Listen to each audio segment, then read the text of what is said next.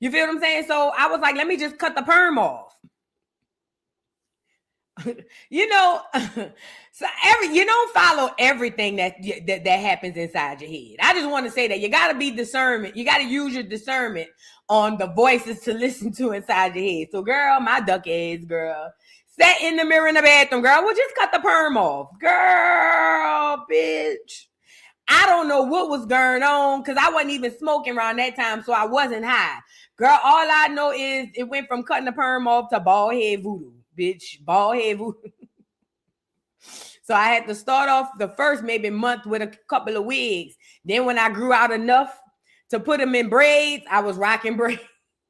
So at any rate, the long story short is I went bald head a couple of years ago. So now that my hair is fully natural, I am not used to the snap of the natural hair. I hate that when I wash my hair and I get out the shower, I look like a little boy. Bitch, I be looking like Frederick Douglass, little sister. Girl, it be the most disgusting thing to see. Now, hold on. I'm not bald head. It's just with the natural hair, it curl up like this, girl. So whenever I be getting out the shower, whenever I wash my hair, girl, I be looking so bad, girl. I look like them arms of the angel Africans, girl. Looking for porridge, bitch. One day I passed by the mirror and was like, girl, bitch, you look so bad. I swear to God, girl, I hate this. I hate looking bald head. I don't like that. I don't like that because when I had my perm, it's still the link showed. You know what I'm saying? But now it's like, for instance, I have this fear that either somebody gonna snatch my wig off or my wig gonna somehow fall off. And when it falls off, only my natural hair gonna be under there. And I'm gonna be looking like a bald head. That's a fear. I don't know why. But yeah, I'm just trying to get used to the hair curling up like noodles. I ain't used to that. But I'm telling you, it's a struggle. It's a struggle. Then I heard this girl on Instagram say that people be wearing wigs because they got hair dysmorphia. Then I said, oh Lord, I might have hair dysmorphia. Bitch, I don't know. I got to get out my head. I've been thinking too much. I've been in this house, girl. My head be going a million miles an hour. It either be me creating reality TV shows in my head or I'm overthinking about stuff that don't even make sense. You know what I'm saying? Girl, I'm sitting up here thinking all types of stuff, girl. I'm just like, girl, look, bitch, I got hair dysmorphia, bitch. I don't like my hair. Then I look back in the mirror at my bush, and I was like, bitch, look, I look back in the mirror at my bush without the wig just to make sure if I didn't have hair dysmorphia. Turns out, bitch, I got hair dysmorphia. Put this bitch on. Do you hear me? Girl, I couldn't wait to pick this wig up off that little styrofoam mannequin head and adjust this hole. Oh, yes, bitch. Hair dysmorphia me, please. I'll take it. Girl, I'm not coming on here looking like that, girl. I don't care what y'all see. Girl, I'm going to have all of the dysmorphias they got with the hair. Hello? Say what I said. I'm not coming on here looking like that. I'm sorry. I'm not. It's going to take 6 months from when I meet my new man for him to see me like that. Why would I come on here looking like that? Come on now, y'all. It's crazy, girl. Please. Anyways, let's get into the show. Oh, I was about to tell y'all to ground and meditate. That's what I was about to tell y'all. Because it is warming up a little bit. And I'm so happy it's warming up because I'm going to be in Mardi Gras cutting up with no scissors. Got to know it. So I can't wait to get to Mardi Gras. I'm so glad the weather is warming up. Jack Frost done stop nipping at our nose, bitch. And we can move on, girl. I'm so glad. But ground if you can, if the weather permits where you are. Please get out there and do some grounding, some meditating and all of that so you can tap in so we can get out. You get it? Tap in so we can get out, okay? Please, please, please. We are at heavy spiritual warfare. So, y'all, we need all the hands on deck we could get, okay? Some finger waves. You know, I thought about finger waves, but my head shaped like a lemon. The bike. I don't have a lot of hang time on the back right here. Right here.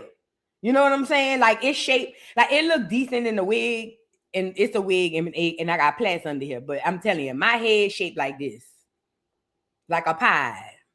I don't think it's gonna work. You know what I'm saying? And I know some pie girls. I know some girls with the pie head, with the bald head. They be pretty, huh? Pretty. But I don't know. I be scared of the finger waves. It's too close to bald head. I'm being honest. I'm being 100% honest. I'm scared of finger waves because it's too close to bald head. I don't know. You know what I'm saying? But we'll see. We'll see. We'll see. My head shape funny though. I always envy the girls who have the perfect shaped heads because my head is just, I don't know. My mama must have laid me on my back like Junior for a little while. All right, now that's enough. Let's move on, because see, now we goes far. Let's move on, because the back of my head really is a little funny looking. It's shaped a little funny. I ain't gonna lie. But let's move on, because sometimes we goes a little far. We got a show today. We got to talk about Don Lemon detailing his prison stint, girl. Don Lemon came out here and told us what happened when he was arrested. Allegedly, because I don't know what's going on at this point. I think this is all cap, but he's gonna detail his prison stint on him, and then we also got to talk about R. Kelly. Oh, so y'all remember the 14-year-old girl back in the was that the 90s? I remember I was a child, and I remember everybody kept saying, "Oh, I seen the tape." I never seen that tape. Thank you, Lord.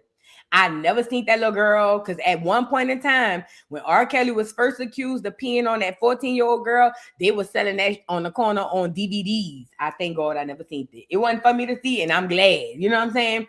They say everybody had a copy of the tape, though. You feel what I'm saying? But at any rate, they apparently, the 14-year-old has finally come out with her face, and she's detailing a lot of things, but one of them things she detailed is what I told y'all, that goddamn sparkle.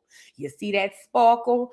First and foremost, I told y'all I didn't trust and read none of them adults on that doggone documentary, that R. Kelly documentary. Not because he was guilty. It was because how in the world can y'all be present all this time while it's happening and say nothing? But as soon as the documentary come out, not everybody in shambles and in tears.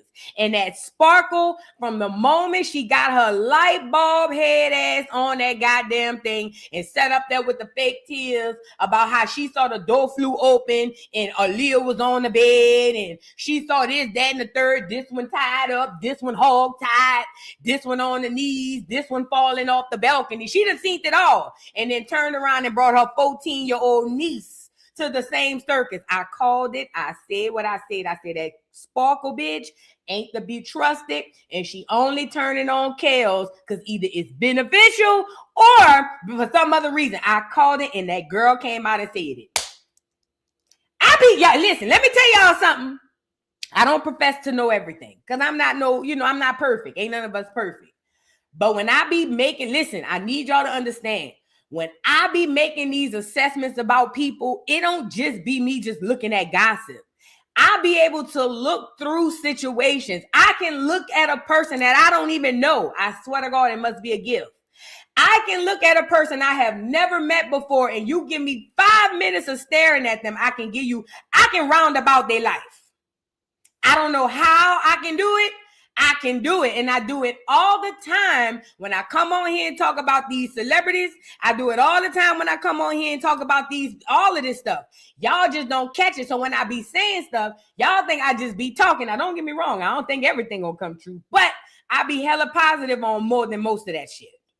Listen when I be telling y'all stuff. I don't just be talking out the side of my neck. I be seeing something different than the most person or the average person can see. You see what I'm saying? And that girl Sparkle, I called from day one. I said, I don't trust her.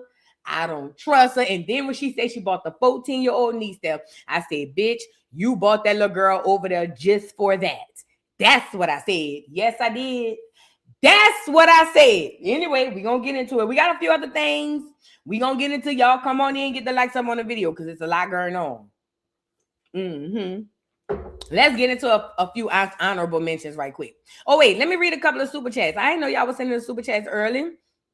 Just Lou 380. Thank you so much for the super chat. Says listening while working. Thank you, boo. Happy work day. Y'all, I hope y'all doing good at work. And if y'all boss in there or one of y'all co-workers, because I know how it used to be for me. If y'all got a boss that y'all just know don't like y'all and y'all don't like them, tell that hoe, I said, yeah, I said it. Tell them you ain't gotta say it. Tell them I said it. Because let me tell you something, them bitches be on them jobs and they get to acting like overseers. They don't have no position at their houses and they come to work and start taking it out on them people.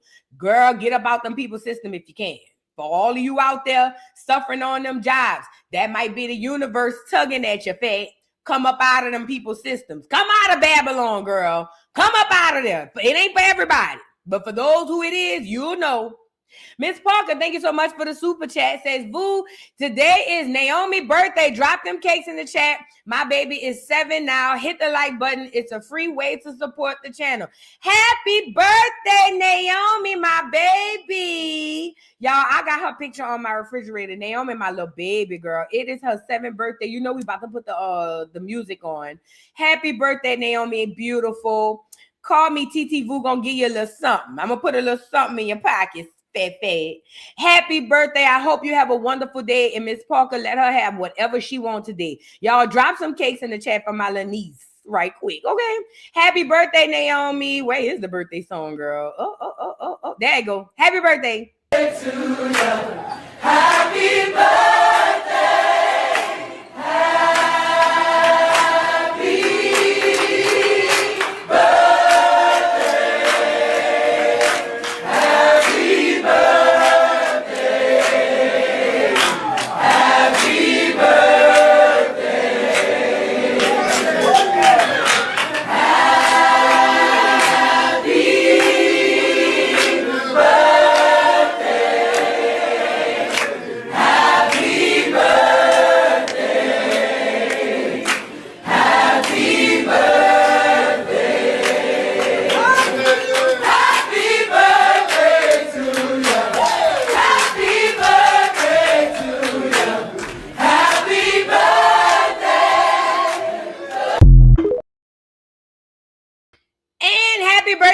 All the other Aquarius in the building. Shout out to the Aquarius and shout out to you, Naomi, beautiful. I hope you have a wonderful, wonderful day, y'all. Y'all like the video now.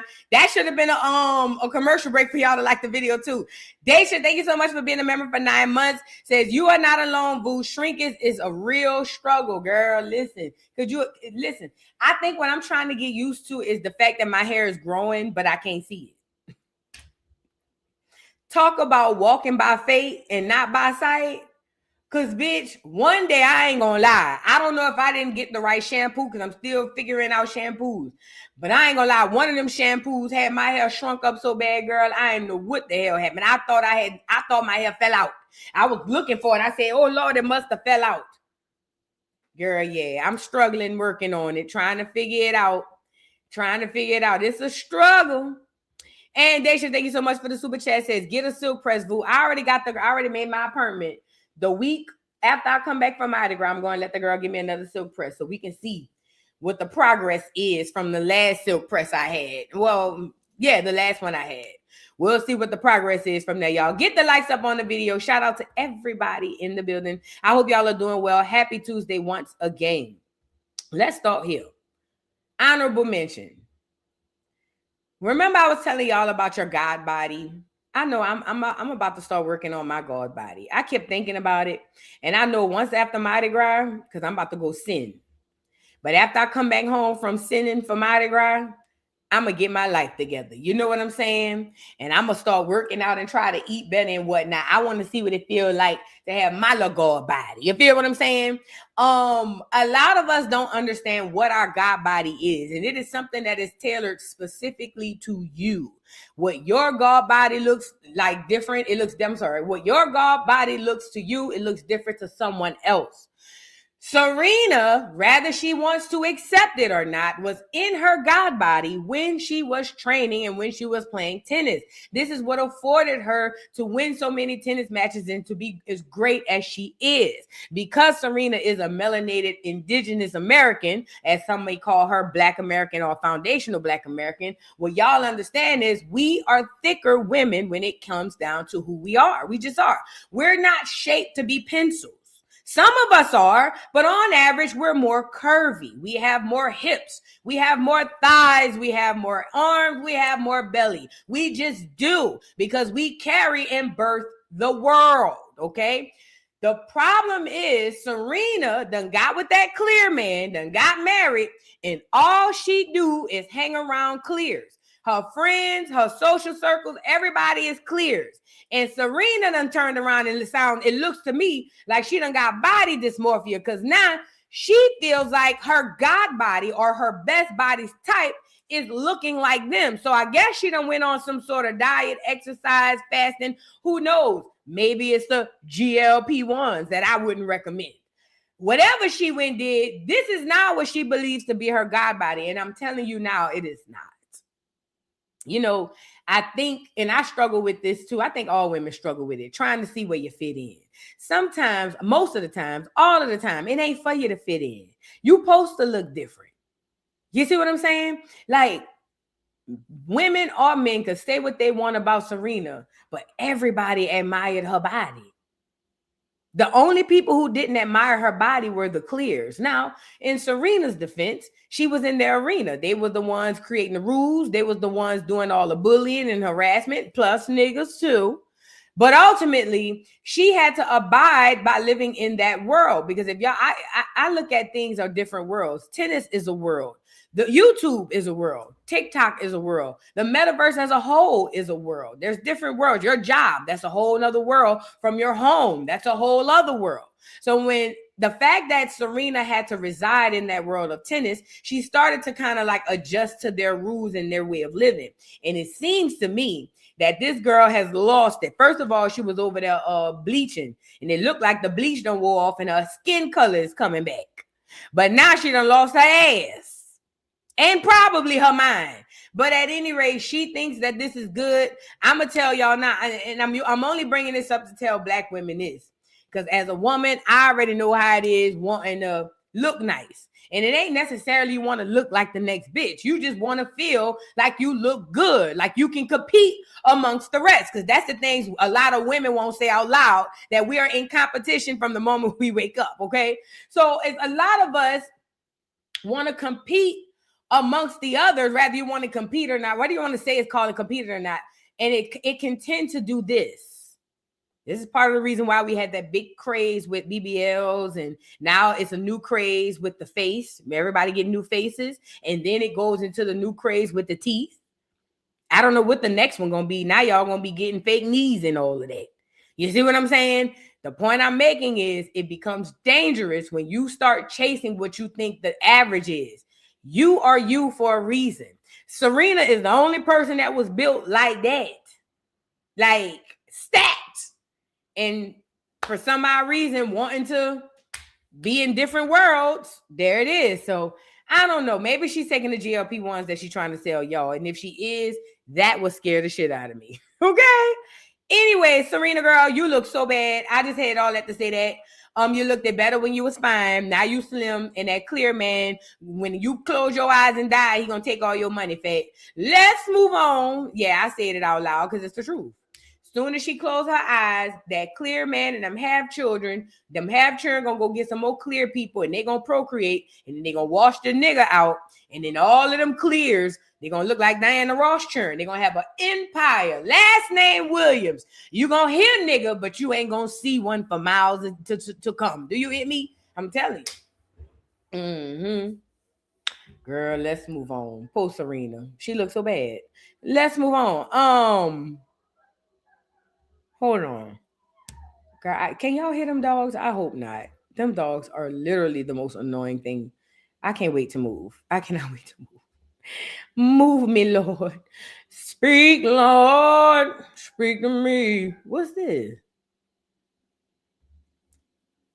Did y'all see Cardi B and Stephon Diggs? So Stephon Diggs just got, he just won the, what is it? Not NFC, AFC championship. So they going to the Super Bowl. Him and the Patriots. He is a wide receiver. I hadn't watched football in the last 3 years, but from what I hear, he had kind of fell off like a bad bag of dope. That's what they said. At any rate, they said he came back. You know what I'm saying? So, they stay trying to put out this narrative to you guys that Cardi and Stephon Diggs are in a wholesome, real relationship.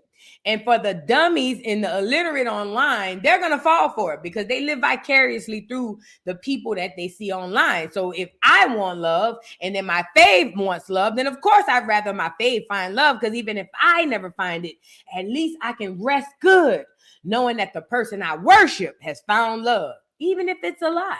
So this is why people start to mesmerize themselves over these celebrity relationships. I'm telling you, it's more than likely 9 times out of 10 people who are living vicariously through those celebrities. Now, I know some people are going to say, well, that's not true because I got a man and I got a husband. Maybe you don't like the man or the husband you with, but there's something about you that lives vicariously through these people that makes you wish and hope that they live these happy lives, okay? That's not normal. It's not healthy either. At any rate, because they push this stuff out to the media like that, Cardi's fans are over here living in La La Land, hoping and praying that these two live happily ever after and get married. But the reality is it's never going to happen. Not because I don't want it to happen, because Stephon Diggs doesn't want it to happen. Now, he is under contract and he is following the script. So he can't come on here and be like, I ain't really with that bitch for real. I'm just using this hoe to get some publicity for the game. He can't come on here and say that. He got to come on here and speak in circles, or at least kind of hint to some stuff, but never really truly admit it. So when the people came on here and was like, yo, what you think about getting Cardi a ring? That nigga danced the Macarena all around that subject just to say, I got to get mine first. He ain't going to propose to this girl. He ain't even in a committed relationship. He has yet to come out and say, hey, America, Cardi B is my girlfriend and I am her boyfriend, or we are in a committed platonic relationship. He's never said that. But for some odd reason, the people on Barty Gang have been losing their marbles, just hoping and praying like this hoe is Cinderella and he the prince. Child, let's get into him telling these people that they gonna ask him about the ring, and then he gonna be like, well, you know, I support, I appreciate, but you know, I gotta get mine first. Nigga, just say that from the beginning. Man up. After you get your ring, is Cardi getting her ring? Proposal? It's on the agenda, maybe, right? Right? I gotta get mine first. You're getting it. You're gonna win. Question: after you get your ring, is Cardi getting her ring? Proposal? It's on the agenda, maybe, right? Right? I gotta get mine first. You're getting it. That nigga said it's on the agenda, maybe, but I gotta get mine first. And all of the Barty Gang in the chat, oh, you can just tell. Look at how shy he puts his head down when he doesn't answer because he's just so shy. Oh, how I wish it was me. Oh, and I just be in there like, girl, I see why niggas run circles around some women. Cause I ain't gonna lie, if I was an ancient nigga, it's a lot of women I'd be running circles around too. It's too easy. It's too easy. I'm just like, what? They not together, y'all. They not together. But I get it. They got to play like they're together for publicity, for money in their pockets, and y'all going to eat it up. And this is the gag. This is how they take the people on emotional roller coasters. Soon as they break up or they not together no more, Cardi fans going to turn on Stephon fans and start stalking them, harassing them, saying weird stuff about him and saying like I never liked him from the beginning. Then they're going to want to out his business. Then you're going to see buku blogs posting up all the Stephon business. Girl, it's weird. I thank God I don't partake like the rest of the people. It's weird. They not together. Let's move on, and it's good. Let's move on. It's only good because y'all really want them to be together. No cap. Did y'all see that Sherry Shepherd? They say Sherry Shepherd. What's that girl name, girl? Sherry, them little weird bitches. Jennifer Hudson, that howling hoe. Y'all know what I'm talking about. Jennifer Hudson howling ass, hooting and howling and all of that. They say Jennifer Hudson, Sherry Shepherd, and Kelly Clarkson, they say they're getting rid of them. 86 them hoes. And I said it's about time. Y'all waited too long. Y'all should have called me. I don't even know how all 3 of these hoes even got a show. Who was watching? Who was watching? Every time I ever seen the audience, and wasn't but 12 people in the audience and 15 people on the live. Who was watching? Girl, let me just say this. Think about what's happening, y'all. Something bigger is happening. Basketball Wives, Love and Hip Hop. Now they're canceling all of these daytime shows. There is a shift in media afoot. There is a shift in media afoot. What that shift is, I don't know. But I'm pretty sure it's not one to the benefit of the people. But I do notice that just like hip hop, they killed that, and then that's dead, and now it's a bunch of craziness going on, and now there's a shift in the media afoot. I believe that they probably just gonna shift everything literally from the TV. Like, you know how like now you can get like 100-inch TV for like $50?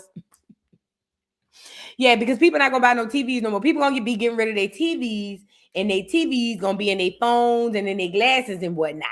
So I think what's happening is they getting rid of all of these TV shows because TV is a thing of yesteryears. Okay. They just moved everything, packaged it, they took it back. It's almost like they took the dope they had, bought it back, touched it up a little bit, add a little razzle dazzle, a little bit of, baking soda on the top to give them a little razzle dazzle. Maybe hit you with a little rat poisoning on there just to make you, tink when you get it back. Then they're going to put it on the internet and feed it back to you. That's what I think. They're just going to rewrap it, repurpose it, rewrap it, and, just boom, put it on there. But either way, same devil, different device. Please be sure that y'all are mindful of the things that you're cheering watching. I know when I was young, we couldn't watch TV all night. And, we had to watch TV in the living room. It ain't like that no more. Everybody got their phones and whatnot. Watch them churn. Watch them badass churn now.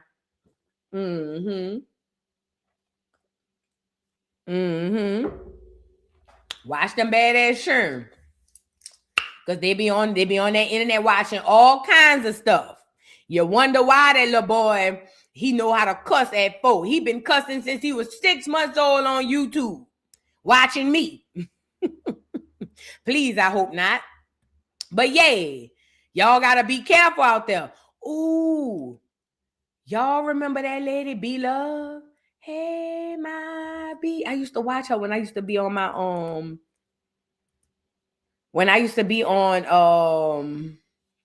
my mukbang thing for a while. At first, I had this thing where I used to do mukbang. Well, not mukbang. I didn't do it. I used to love watching it. Well, I was on a diet one time, and it was messing up my mental. So what I decided was, cool, I'm going to just go on the internet and watch the people. You see what I'm saying? Hold on, let me scroll her down. So then I had found the lady B-Love on the internet. This was years ago. And when I found her, I used to like watching her because she used to eat the seafood barrel, but she used to make the sauce. So the sauce, don't get me wrong. I'm gonna be real. I'm from New Orleans. We don't put sauce on our seafood for the most part. I think now they starting to sprinkle that bullshit, but our seafood didn't come with sauce and all of that. That's some old outside of New Orleans shit. However, the way she used to be like dipping it, I used to be starving, but somehow it used to be satisfying to me. I couldn't stop watching it. I was addicted. Every day I wanted to come on here and see her say, hey, my B-Loves. And then she start pulling up all the shit, and then she start sprinkling that lemon on that sauce, and then she start eating that shit with sauce all on. I don't know why. I used to like it. It was crazy. I got up off of that kind of quick, but I had a phase where I was watching mukbangs. But anyway, the one thing I always wondered about her was how does she stay fit? And then on top of that, she was eating seafood barrels every single day. Every day this lady was coming on YouTube with a different barrel. And I was like, at first, it was cute, but I ain't gonna lie. At one point, I started low-key, my stomach started hurting. You see what I'm saying? Her name is B-Love. B-Love, let me see. This is her TikTok. I'm pretty sure she have an Instagram. Let me see what her TikTok name is. B-Loves Life. That's her name. If y'all want to go follow her, she's a beautiful woman. But I was noticing at the time, y'all, I was like, wait, this lady eating this stuff every day. And my stomach started hurting watching it because I'm like, dang, she got to switch it up. And she would switch it up. But even still, the sauce, just the watching all that sauce, it used to make, you know, my stomach started hurting after a while. But I always used to wonder, like, how does she stay fit and how does this affect her health? Now, I had stopped watching her. I probably must have watched her maybe for a couple of months. I was on this mukbang tip or whatever when I was trying to figure out my algorithm on YouTube, girl. I don't know. But anyways, I was on this mukbang tip and I got off, but I kept hearing stuff, you know, out the corner of, oh, she done gained weight. Then I remember one time I checked on her channel and she did gain weight, but it looked like she was more swollen from all the salt and stuff she's intaking from the sauce. But then I came back and she was back to normal. So I was like, okay. So then I went back to my thoughts and I said, well, damn, I wonder how that's affecting her body. Because, you know, gaining and losing weight often is already bad. I am a victim of it. However, the way she's doing it, because she's trying to look apart, but her body and the things that she's intaking does not agree with that. So in my mind, I'm like, I'm pretty sure she's doing a hell of a job on her body. I've always wondered this too, that husband of hers.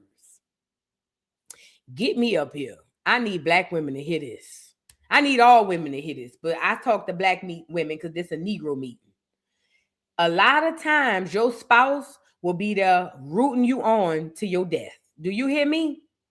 Because there's no way, I don't know B-Love. I don't know nothing about this woman. And I've only known what I knew about her for the small period of time that I knew her watching her online. And I grew concerned about how much she was eating. Let me say this again.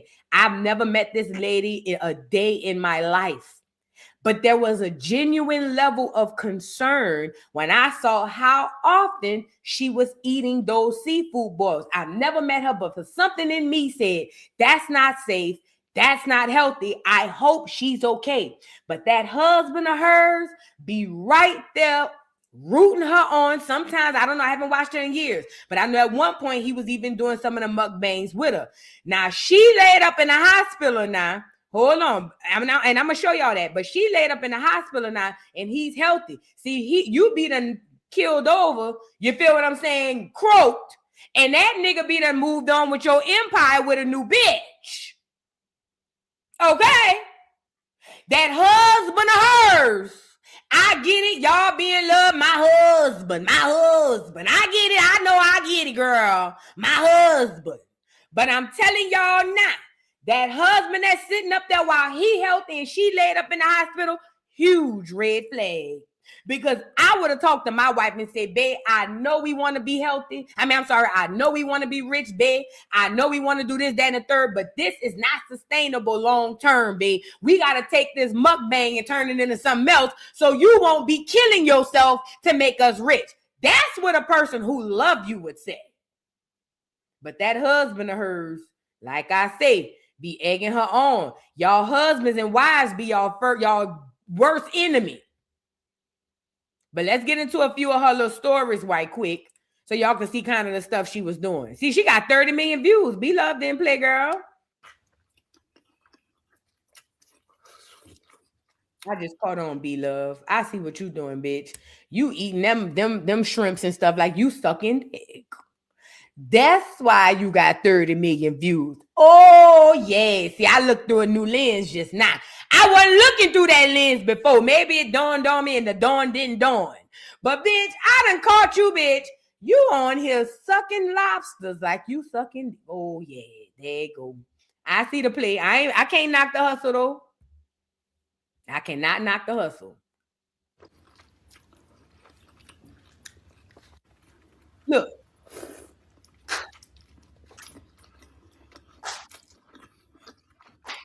I know what I'm looking at.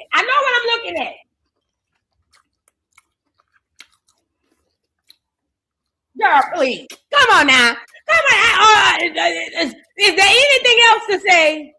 No wonder she getting 30 million people to come on here and watch her lick crab legs. Girl, listen. Go ahead on. Y'all can't knock the hustle, bitch. Work ain't honest, but it pays the bills. Yes, it does. Go ahead on, B-Love. Well, we got an update on B-Love. B-Love is in the hospital, y'all.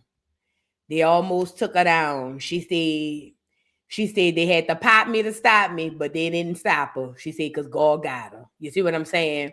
So B-Love was in the hospital, and she came out here to say that she was fasting, a juice fast. And I guess that's what she does during mukbangs to keep her shape. But this time, her body was about to, how Hassan Campbell say, her body was about to rock her snot box, bitch. The body was about to cut her TV off. That is not funny. You see what I'm saying? So here it is. She came out with a few things to say. It says, B-Love, known for viral seafood barrel mukbangs, says she landed in ICU after attempting a juice and water detox. It says B-Love, widely known for her viral seafood mukbangs, revealed that she ended up in the ICU after following an extended detox regimen. According to B-Love, she juiced for 13 days before transitioning to a water-only fast. That ain't right. Which she says ultimately took a serious toll on her body and led to hospitalization. So wait a minute, B-Love. No wonder your body was about to kick the bucket. You mean to tell me you sitting down there eating all that nasty ass, greasy ass food, and then you gonna take your body into shock and go into a juice fast? Oh yeah, you wanted to jump off the bridge. You could have just jumped off the bridge, B-Love, if that's what you was trying to do. Girl, what is going on? Is you trying to go? Let's get into B-Love and what she had to say, because something in the milk ain't clean, girl. Your husband told you to do this fast. Did your husband tell you to do this fast? Bitch, let me find out the husband was the one gave you the fast. Girl, please. Girl, if it come out that husband gave her the fast, bitch, we might have to mount up, bitch. I'm telling you, we might have to go save B-Love. Let's get into B-Love, girl. Oh, Lord, she almost out of here. Listen, I did not want to make this video, but I said, let me make this video. Some people that may say they don't believe what I'm saying or whatever, but I am in the hospital. Let me just say how this happened. So, yeah, I know I was on a juice fast, and I was doing pretty good on my juice fast. And then probably 4 days, maybe 5 days ago, I went on a water fast. Yeah, I blame myself. So I end up drinking water and doing nothing but water. Because I think one day I was drinking juice, and juice I was feeling amazing, of course. And not the first 13 days I was detoxing. But then I started feeling good after the 13 days. And then I started doing water. So once I started doing the water, I kind of felt nauseous, started to feel nauseous, not the second day. Second day I had energy. Third day I had energy. And the fourth day, it was like the fifth day, y'all. I promise. It was like I felt, you know how you feel that bile? It was the bile. Ugh. And it was giving me heartburn and everything. So I'm thinking like, this is weird. Heartburn. And I was getting heartburn a lot. And then all of a sudden went from heartburn to feeling nauseated. And so my husband kind of recognized it. It was like 1 a.m.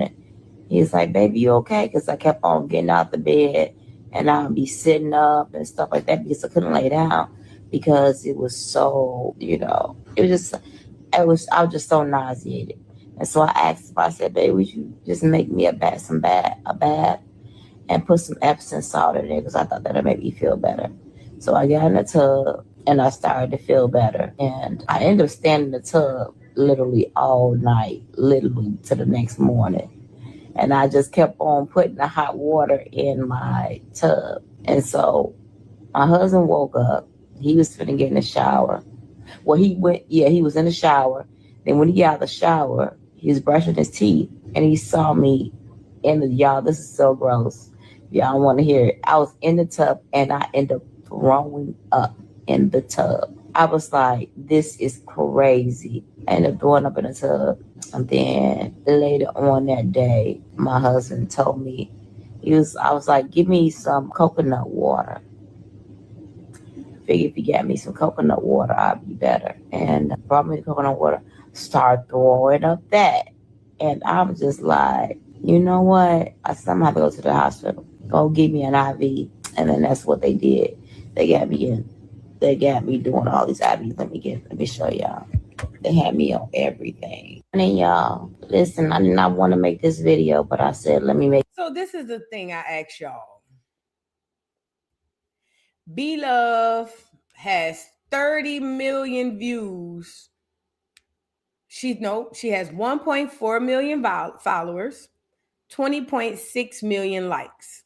She gets 30 million views on her top videos. Is it worth being in the hospital about to die? B-Love has been doing this for years, literally tearing her body down, seafood boil by seafood boil, okay? And every time she's sitting up there trying to fast so she won't look so big or she won't look this way, she's killing herself ultimately. And that's the unfortunate part. And you know what's scary about this though? She's still doing it. She's probably still gonna go and do it. How much money you need? When we came into mukbang, did we not say, okay, we're going to do mukbang, and then when mukbang take off, if it takes off, we're going to branch off into real estate, or we're going to branch off. We never went past mukbang. Let me tell y'all something out there watching me. This internet can be your destiny, or it can be, let me back up. This internet can be your final destination, or it can be a transition, okay? It can be a stepping stone, or it can be the final stop. It ain't the final stop for everybody. And if you know it, you'll just know it. You'll feel it. You know what I'm saying? But even if this internet happens to be your final stop, and when I say final stop, I mean career-wise, do not minimize yourself to one thing, right? She started off with mukbangs. Find a way to take this income, take this clout or whatever this is, and transition it over to something else. When you solely depend on this thing, it will lead you down the hill. On top of that, I don't know how much money she needed. As long as I could pay off my house, have my cars paid off, bitch, have me a little land. Girl, by the time I got that, girl, y'all wouldn't see me on the internet no more. You hear me? Like, not at least not to be working. Like, how much do you need? It's a food greed and it's a money greed that is going to send this lady to her early grave if she don't stop. Mukbanging ain't that big of a deal, bitch. You gotta transition now. You don't have to eat the foods. If I was her, bitch, I'll start a mukbang goddamn class or something and get other motherfuckers to eat it. You feel what I'm saying? Like, you gotta start to branch out your brain. You can't think of something and stop there. Always think of the next move and the next move and how this move affects 10 moves down the line. Because if you don't, you're going to be stuck in the hospital like her. 30 million views, 14 million followers, and she laid up in the hospital. What a time to be alive. But she got everything she wants, right? Except her health. I hope B-Love feels better. I just really think that it's time for her to put the mukbang up. Maybe her body is telling her, girl, this your last straw. Maybe her body's saying, girl, next time gonna be the last time. That's what I would think if it was my body. Because I listen to my body. See, if that happened to me, bitch, I ain't got, my body don't have to tell me twice. Say less. You get it? I don't know. But she got money though, because that's what people care about in 2026. What's that lady name? That lady. Now, did y'all see in Florida, they making it where the vaccines are not mandated anymore? Hold on. So Florida just announced that no longer are you mandated to get vaccines, which is a dope and amazing thing. Now, a mandate just simply means that in certain situations, it is required to have a vaccine. Let me say that again, because a lot of y'all took mandate for law last time. And that's how a lot of y'all got jacked up rolling up your sleeves. That's how y'all was up there like this. Shoot me up, Doc. Because y'all heard mandate, and in your brain, you heard law. That's not a law, okay? A mandate is just that. Hey, certain requirements require you to have X, Y, and Z. That's what a mandate is, right? So when Florida lifts the mandate, Basically, all it does is give the people the freedom to choose. So now your children don't have to get 50 vaccines when they're born in the state of Florida. If you say, I don't want my kid to get a vaccine, then guess what? The doctors are going to say, okay.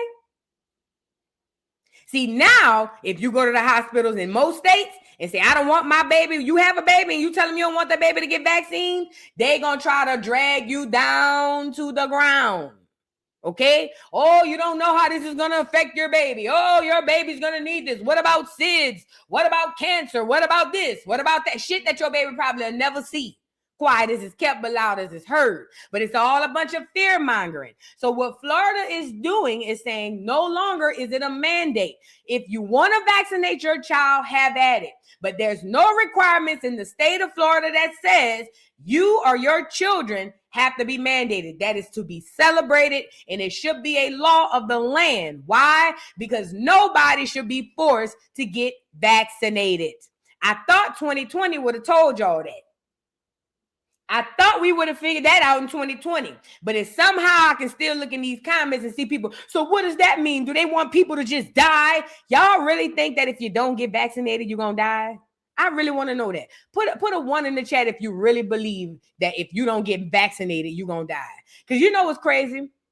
I never believed that. But when I came into the unvaccinated crew in 2020, I realized that there's a whole community, a large community of people in America who have never been vaccinated. And they healthy, healthier than the people who have. So now my thing is, somebody had to lie. Now y'all told us we need all these vaccines and we don't. Again, do what you want. I'm saying all that to say, the point is this. They've lifted the mandate, and that should be the law of the land. It should not be required for anybody anywhere to get vaccinated. They should not shame you if you choose not to. It should be your choice, like any other medical decision. Let's get into it. What I'm most excited about is an announcement that we're making now, which is that the Florida Department of Health, in partnership with the governor, is going to be working to end all vaccine mandates in Florida law. All of them. All of them. All of them. Every last one of them. Yeah.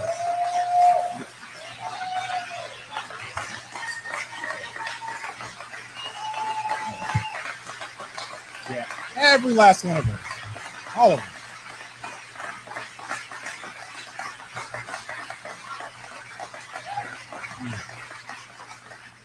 Every last one of them. Every last one of them is wrong and drips with disdain and slavery. Okay? Who am I as a government or anyone else, or who am I as a man standing here now to tell you what you should put in your body? Who am I to tell you what your child should put in your body? I don't have that right. Your body is a gift from God. What you put into your body, is because of your relationship with your body and your God. I don't have that right. Government does not have that right. They want you to believe they have that right. And unfortunately, they've been successful. But so one thing I did pick up on, and just to give y'all a little title, it says Florida Surgeon General Joseph Ladapo says he's working to remove all vaccine mandates, claims they drip with slavery, and question who has the right to control people's bodies. That they go attacking black people on. I don't like that. Because this dude ain't no nigga. However, he's right. The point is, mandates are not, they really shouldn't be constitutional, to be completely honest. They done flipped the script on y'all and made y'all think that y'all need the vaccines when you don't. Some of y'all might do because y'all in y'all head think you do, but you really don't. It shouldn't be a mandate. It just shouldn't. It just absolutely shouldn't. And shout out to the state of Florida for being the first one to at least work on it, because they haven't done it yet. He says working to eradicate or working to get rid of it. So they're trying to get rid of it. I'm telling y'all now, y'all got to stop believing the okie doke. They've taken scenarios and flipped them backwards so that you believe the opposite. They got you believing you need these vaccines when you don't. And now you're so dependent on them. It puts me in the mind of autism. It puts me in the mind of autism. The vaccines increased, then the autism increased. I'm not saying they connected. They got scientists who say they connected. All I'm saying is it's a lot of things increasing. Cancer, vaccines increase, cancer increase. Because I told y'all this before. They put 3 and 4 vaccines in one shot. Do the research on the vaccines that they be giving y'all. They put 3 and 4 vaccine in one syringe. You think you just taking something for SIDS, whole time you taking something for 3, 4 other things. So they have increased the vaccines, you just don't know it yet. And then the medications and the backfall on it increases as well. You do the math. All right? You do the math. And let me say this too. Stop getting offended when people trying to help y'all with y'all mental health issues. Everybody ain't trying to drag you. Everybody ain't trying to be negative. And I get it, because they got a lot of people on the internet that's on here just trying to be negative and trying to steer people astray. It's a lot of misconceptions and lies that you have been told about mental health. And you guys believe them. You hold those beliefs to your heart so close. And I'm telling you, 80% of the shit they told you is a lie. It's a lie. So a lot of people get upset. How dare you say this about this? No, because some of this shit need to be said. Some of this need to be said. And y'all don't want to hear it because you don't want to be wrong. But the fact of the matter is, a lot of these vaccines and the other things are literally causing all that other stuff. So please be mindful and be a little receptive, even if you don't want to hear it. Walk away and do your own research. I swear to God, they got people who way smarter than me and you who can point you in the right direction. And everybody with a white lab coat ain't telling you the truth. So let's move on now. Everybody with a white lab coat is not telling you the truth. Most of them niggas is lying. Quiet as it's kept, but loud as it is heard. Okay. Now I want to move on, y'all. I think I saw one more story before I get into this Don Lemon stuff. Let me just show y'all this. Listen, see this Epstein file stuff? All this stuff. I keep telling y'all, all of these people are in on it. All of them. I think once we realize that, we will be able to detach from these celebrities as much as we, for the betterment of us. Because what I'm telling you now is this. All y'all pointing the fingers at this side with the Epstein files, pointing the fingers at this side with the left and the right and all of that. Everybody rocking on the same plane. Everybody. Okay? If they ain't on the island, they done went through the island. Okay? I'm not saying everybody. I'm not stupid. But I'm telling you, there's a large number of your faves that have gone on the island and been through the island a few times and know the island from front to the back. They're the ones on here making the most noise. Most of them. Okay? And I'm just so sick of y'all throwing rocks. I mean, not throwing rocks. I'm so sick of y'all looking at each other to say who on the file list or not. All of them on there, girl. Y'all should be more excited about who not on the list. Not who on there. Y'all should be trying to see who ain't on the list. Because most of the people is on there. Like I told y'all yesterday, they already let the files go. And of course, it was nothing but niggas, of course. And I don't feel sorry for them niggas because they start forgetting who they is. So they need to be exposed. But I'm telling y'all, don't get caught up into this because all of them are in on it. These celebrities are in Hollywood. It is the devil's playground. I'm telling you. Babies' blood. And put it on my face. I eat children. How old are you? 12. Oh, okay. Only to 10. What are you pushing into the skin? Well, you push in whatever the facialist would like to insert into your pores. But what is it? It is an extraction from a piece of skin that came from a young person far, far away. and they somehow figured out how to extract. It's foreskin from a Korean baby. That's what it is. Suck babies' blood. They all doing this shit, bro. I just want y'all to know that. I get it. Y'all got faith in certain ones. Cool. But they all in on it, y'all. I'm sorry to be the bearer of bad news. They in on it, y'all. They is. And this baby stuff and all of that. They bless y'all little hearts. That's why it's important for y'all to go within, so you won't have to be worried about what's going on without. You get it?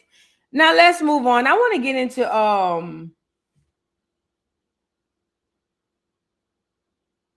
let's do Don Lemon. So Don Lemon went to jail, y'all. He was released right after he went. He wasn't in there long. Let me pull him up. He wasn't in there long. I'm starting to wonder if this was staged, the Don Lemon arrest, or at least the whole thing. I don't know. Because, you know, the world is a tricky place, you know. Let me see if I can pull up an article on Don Lemon. Let me see if there's any recent articles on Don Lemon. But anyway, Don Lemon goes to jail. And he wasn't in there long, but he was released.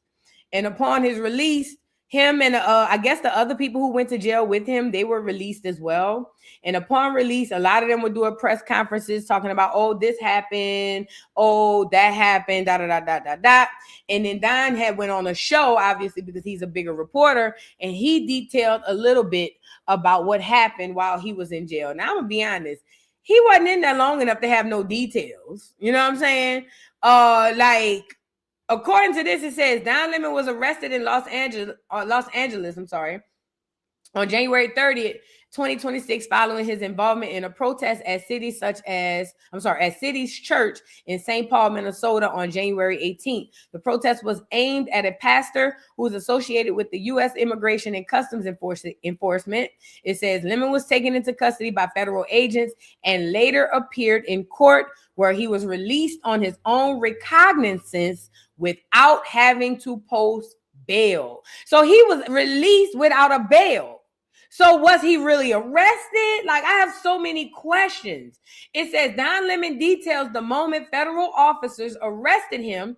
He says it happens as he was in his hotel waiting for the elevator. Officers presented the warrant through a cell phone, but only after he asked. Don says he was also not given the opportunity to make a phone call, but tried to make calls via his Apple Watch. He called his husband and then his lawyer, but neither answered at the time. Don's husband was later notified about the arrest when one of the officials took his bracelet to the room of his husband. His husband was sleeping in. While in custody, he was fingerprinted and mugshot was taken of him on federal agents. And federal agents had to supervise him as he used the bathroom. All right, let's get into Don, talk about his experience. Happened. It was Thursday night when they came to get you. Yeah. Right. Okay. When they got me. You're here in LA. When the popo came. Yeah. You got to laugh at something, right? But it's very serious. I had gone to, I was here to cover the Grammys. I was going to do the red carpet. And I had gone to the Black Music Collective event that night, where the importance of Black music and artists and whatever. And the reason I cover it is because of the First Amendment, the freedom of expression, and the art of music is part of that. And then I'd gone to the Spotify party, and it's all young people, and they're like, y'all notice how they always attach us to it? Even our own. Remember, I tell y'all, treason is a law that needs to be implemented back in the community. Even your own people will throw you under the bus. What does Black people have? Again, just pick it up, y'all. Just pick it up. Don't let that go over your head. Like, Mr. Lemon, oh my God, I love watching you on TikTok. And I'm like, wow, that's different than my grandma loves watching you on CNN. So it's a whole new audience. And I got back to the hotel. I walked in I had my swag bag from the thing, and I was walking up to the room, and I pressed the elevator button, and all of a sudden I feel myself being jostled, and people trying to grab me and put me in handcuffs. And I said, what are you doing here? And they said, we came to arrest you. And I said, who are you? And then finally they identified themselves. And I said, if you are who you are, then where's the warrant? and they didn't have a warrant. So they had to wait for someone from outside, an FBI guy, to come in to show me a warrant on a cell phone. And by that time, I was like trying to, figure out what was going on to get my bearings, and they dropped all my stuff. My glasses had fallen on the floor. I'm like, I can't read that. So they had to pick my glasses up, and I read it. And still, what does that mean? So, and then there was a bunch of guys, and they took me outside. FBI guys were out there. I mean, it had to be maybe a dozen people, which is a waste, Jimmy, of resources, because I had told them weeks before, and maybe once or twice, that we would, I think my attorney tried to contact them once, maybe twice, that I could just go in, and it would have to be the folks who are just working there that day, and they wouldn't have to have all these people following me around. It's more than just a waste of resources. So they grab you and they take you where? Well, you're right about more than just a waste of resources. They want that. They want to embarrass you. They want to intimidate you. They want to instill fear. And so that's why they did it that way. They took me down to a holding place in the federal courthouse. And they give you mugshots, strip search, all of that stuff? No strip search, but mugshot, fingerprints, the whole 9 yards, twice. Did they put you in a cell? I was in a holding room. You're in a holding room? Yes. And how long are you in that holding room? From about midnight, 12:30 to 1 or so the next day. Who did you make your one phone call to? Here's the interesting thing. I didn't have a one phone call. I never had Wait a minute. I watch a lot of TV. I know. I asked him, but it sounds like now Don Lemon is going to be the catalyst for a lawsuit. You wrongfully arrested me because he was released on his own recognizance. Plus, he didn't have a bail. Then y'all get him there, put him in a holding cell, just let him go. Now he on here hiding about he didn't get a phone call. It's giving set up for the suit. Yeah, I see it. Set up for the suit. I get my one phone call, Jimmy. They said, no, you don't. You get to through what happened. It was Thursday night when they came to get you. Yeah. Right. Child, at any rate, soon as that was over, Don Lemon's husband sprung into action to come get his man. Now, mind you, he wasn't nowhere to be found when Don Lemon was getting his hands put to the bike. However, he got his phone. He was able to call Don and get Don out of prison. And this is the story. And this is the video. I don't believe this, y'all. I just feel like it's a big old distraction. I just feel like, I just feel like it's bull. You know what I'm saying? Like, am I wrong? Maybe. But I feel like it's a bunch of bull. You know what I'm saying?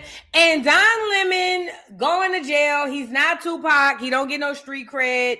He stayed throwing black people on this stuff. Remember, Don Lemon is a reporter who allegedly was out there with them people, harassing them people at their church. That don't have nothing to do with Black America. But again, here he go bringing up black people and rights and slavery and all that. I hate these niggas. You feel what I'm saying? And I'm just tired of it. I wish they would have gave him life. Yes, I do. I wish Don Lemon would have got life in prison. I think that would have made me feel better. But anyways, his great white hope came and saved him. This is a great photo op, as you can see. Always to have the clear man be the savior. That's why y'all still believe in white Jesus till this day. Child, Don, let me get off of here. Please and thank you. I want to move on. Let me show y'all this. Black America, please be mindful. I tell y'all all the time we walk in gifts, but I need y'all to make sure when y'all, because we are in the spirit and the age of creativity now, y'all, and we are creating. We have all these old stories about all these people that came before us who were creators and were stolen from. They got their patents stolen. They got their paperwork stolen, all type of stuff. All these clears coming in here lying to you, telling us they invented this, they created that. They did not. They are not creators. We are the natural creators of the earth. Black America, specifically us more than anybody. Melanated people are creators, period. That's just who we are, because we all are the most highest people. However, we are the creators of the earth. We created civilization. I'm going to keep saying that till it beats in y'all head, because y'all just think we made hip-hop, blues, country music, and soul food, and I'm not going to let y'all do it. Okay? Now, we've created, and them clears then came behind us and stole everything we created through patents and all type of other stuff. A lot of us sold some stuff because we don't realize how precious and how valuable our creations can be. Because a lot of us be chasing the bag. You know what I'm saying? However, comma, when in this time of creation now, I need Black America to understand that it is imperative that you pay attention to these old stories so you won't fall for the okie doke in 2026. Because just like then, they're doing it now. Creations that Black people are making all over the world, somebody else is coming in and taking it. Hell, other Black people stealing people's creations, if I'm being completely honest. But I wanted to give y'all this example right here of this inventor that Thomas Edison stole from, Grantfield T. Woods. All of them crackers, even the ones who said they made the Wright brothers, that's a lie. It was a Black man in Louisiana. The car, that's a lie. All of them clears who done stamped their name and their face on our creations have gotten y'all to believe that all we good for is hip hop and soul food. And I'm telling y'all, when we start to create again, because we are, make sure the business is in order and fight for your creations the way that you fight for your children, because there's no difference. Your creation comes from within you. Where your children come from. Okay? You need to be fighting and protecting your creations just as much as you fight and protect your children, because it is a part of you. I'm not saying don't sell nothing. Be mindful and smart. However, comma, don't fall for the okie doke like back then. So let's get into this man talking about how Thomas Edison stole from Grantfield T. Woods, y'all. Y'all check it out. Here's a man that was so smart that Thomas Edison tried to sue him for his work and still lost.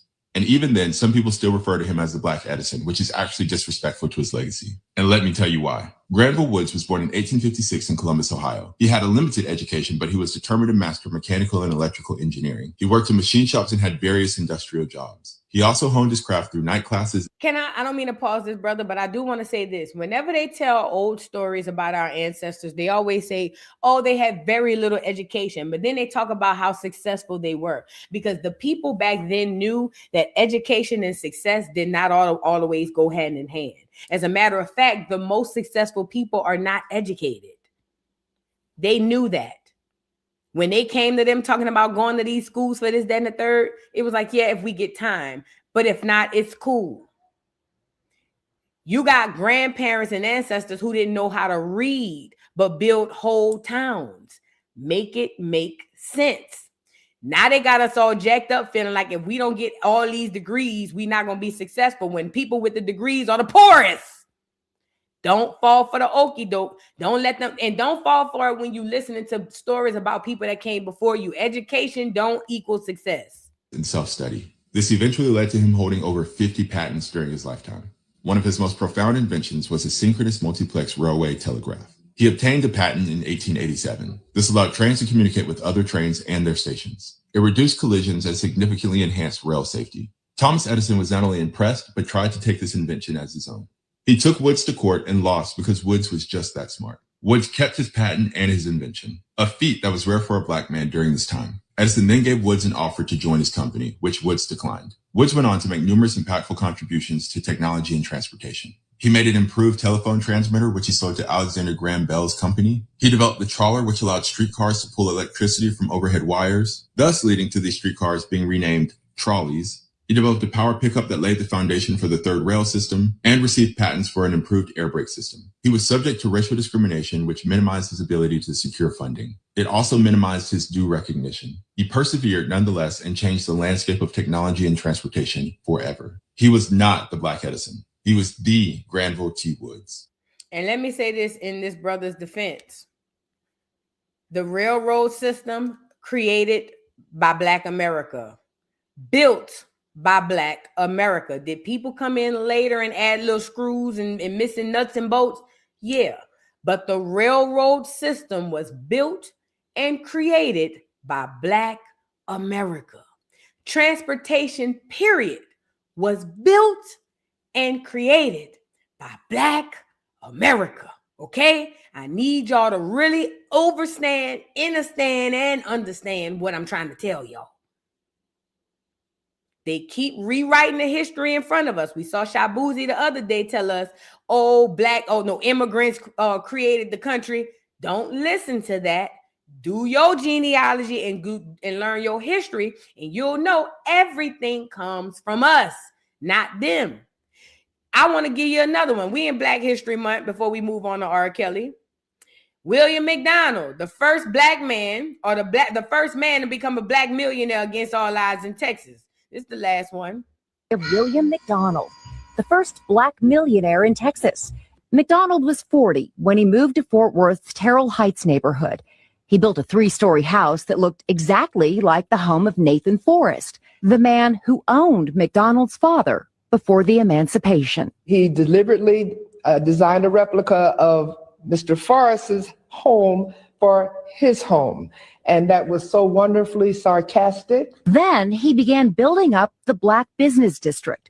He started by opening Fort Worth's first African-American owned bank. He bought and fixed up foreclosed homes, then rented or sold them to black families. He donated a building to the YMCA for minority kids. And he opened the Gym Hotel, so black travelers had a safe place to stay. He literally built this empire of black-owned businesses right there. When black folks drove through that 2 or 3 block radius, they felt exceedingly proud. William McDonald died on July 4th, 1950, at the age of 84. But he still had one last laugh in store. Even posthumously, he is still poking people in the eye because he decided that his burial place would be in fairly close proximity to the Fort Worth chapter of the Ku Klux Klan. So again, he's saying, take that. History has never... Shout out to the brother. This is the thing. We rarely hear about successful black Americans purposely during a time where they want you to believe we were all slaves. This is why it's hard to hear. They give us trinkets, like they gave us a couple of people, but they didn't give us a lot. We all learned the same. We had the same curriculum every Black History Month. It was Martin Luther King, Rosa Parks. You know what I'm saying? Depending on if you was up north, they might have sprinkled a little razzle or Malcolm X in there. But for the most part, we didn't know what in the world we were and who we were during these times where we were supposed to be lowly slaves. Do your genealogy, because they're slaves. The slaves that you think were slaves were probably millionaires. You would never know. Do your genealogy, and shout out to Black America. We are the creators and the progenitors of civilization, of everything. And I'm going to say it till I can't say it no more. Moving on. Let's get into why we here. R. Kelly, child. Ooh. So, do you guys recall R. Kelly having that whole situation with that 14-year-old? What year was that? In the 90s? I can't remember. Somebody drop down in the comments, girl. But back in the day, R. Kelly there was this incident where R. Kelly peed on a girl. When he peed on the girl, it went viral.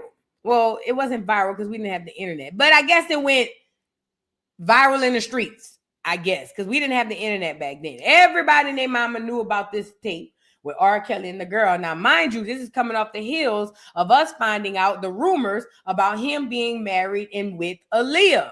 So when we heard about the 14-year-old girl, it was just like, wow, like what the hell?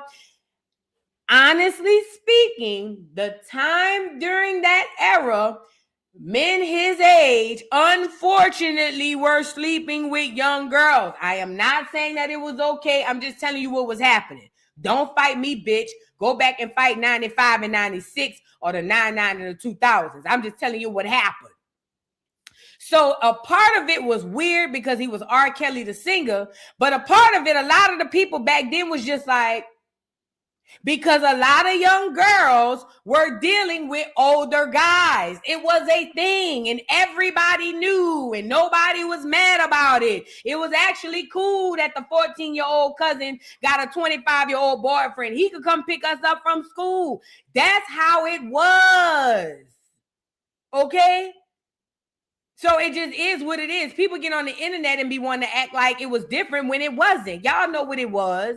So it was weird that he was with the little girl, but a lot of it was kind of like whatever. And that's why I believe the disc was sold on the streets and it wasn't as looked at the way it is now back then, because back then old niggas was messing with young girls. You see what I'm saying? They didn't look, even though they knew she was a minor, it didn't have the sting on it that it has today. Like today, somebody going to jail, they want them life in prison, they want that nigga to get the electric chair. Back then, it was just like, oh yeah, I heard about it. You see what I'm saying? It wasn't, nobody was freaked out that she was 14. Most people weren't freaked out that she was 14 when they should have been. It just wasn't the era of time back then. So, okay, fast forward. R. Kelly, mind you, I told you he had already had the allegations of him with Aaliyah, and then boom, here come this girl. When this girl came out, I think at the time, if I'm lying, don't give me the line, but I remember somebody, or at least somebody outing the girl, or rumors of her being outed. But then it came back and was like, no, that wasn't her. And the girl just kind of went off into hiding again. Well, for some odd reason, she came back out the closet and she's showing her face. And she's got a lot to say about R. Kelly back in the day. Now, when it comes down to this situation, Black America, we got to hold the L. We didn't give a damn what Kells was doing. We wanted him to drop some beats. Tell the truth.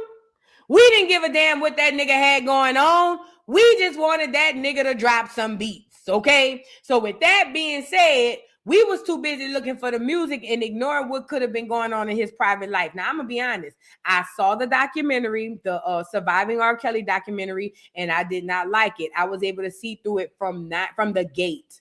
I knew that mostly, if not all of them people that was on there giving their accounts of these stories, they were all either complicit or they all helped. They were all either involved or complicit. Okay. And I hate when people get on the internet and start faking the funk. Or I hate when people come later on, the Johnny come latelys, and start acting like they wasn't here for it. Stop coming to me telling me everything that happened if you was there and you didn't do nothing about it. Because you was just as guilty. And when Sparkle popped up there, immediately something was off in my spidey senses about her. It was, I don't know if it was the way she told the story. I don't know if it was her body language. I don't know if it was her voice. I don't even know if it was the fact that she was talking as if as long as things were going good for her career, she was on board. But as soon as it started going bad, that's what I got. As soon as things didn't start going her way, she kind of started falling back. Okay. And when Sparkle said that she witnessed R. Kelly in the back of this doggone bus, she said one time they were on a tour bus going from city to city. She said, and the bus door opened. There was a back door that had a back bedroom on the bus. She said the door flew open and she saw Aaliyah at 13, 14, 15, don't get me the line, in the bed with R. Kelly. So you knew what he was doing. And even after that, Sparkles literally still decided that she wanted to invite her own 14-year-old niece over to R. Kelly to work on some beats. I said, you sent your niece over there to get sacrificed.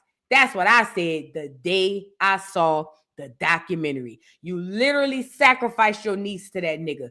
That nigga probably told you he can get you a hit. This is what I said. I said, that nigga probably told you he gonna make you a star if you bring me a girl and you ain't got your niece. I feel it. I don't know it, but I feel it.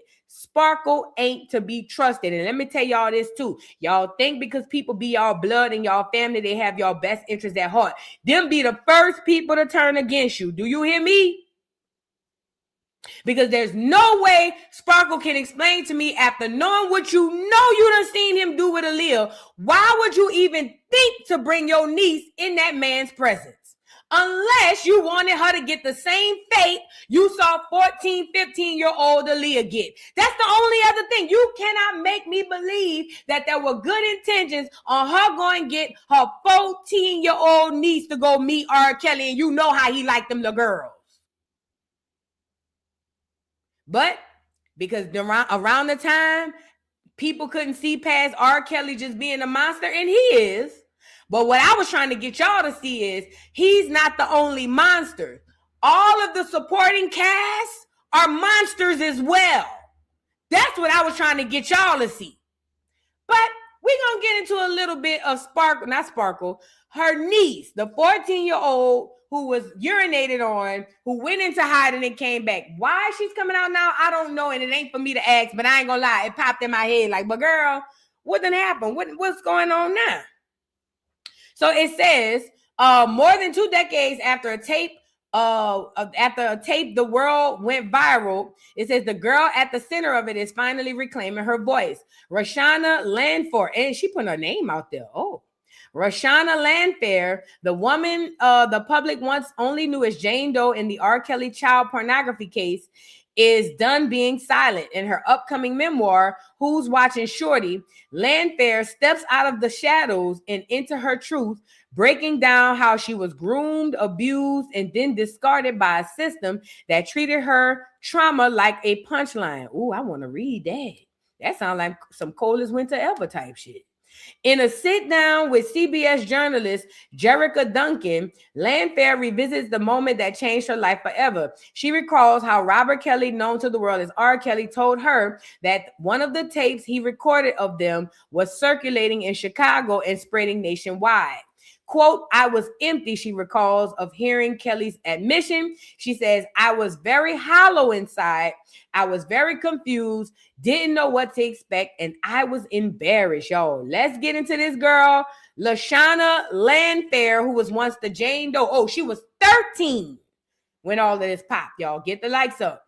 A couple of weeks before your 17th birthday, you say, Robert told me the copies of one of the sex tapes of 14-year-old me were beginning to be sold on the streets of Chicago and across the country.